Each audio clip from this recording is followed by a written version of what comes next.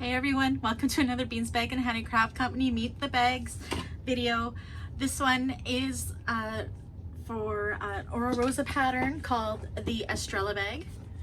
It is a hobo style bag. It is super cute. It's slouchy depending on what materials you use. I used a heavier weight vinyl for this with the Crocs, so it's not as slouchy but a little bit slouchy.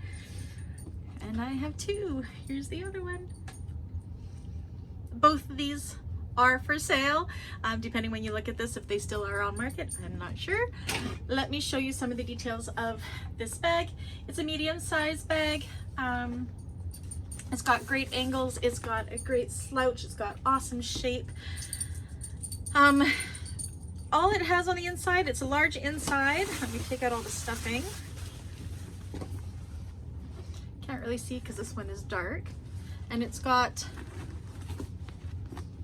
one slip pocket on this side here for your cell phone or what have you. So it is a very simple bag. It is elegant. It is awesome, as most of the Oro Rosa patterns are, and I'm just happy to be adding these to my catalog. So if you would like to order one in your choices of fabrics, these can be done in vinyls, they can be done in cork, they can be done in fabric, they can be done in canvas.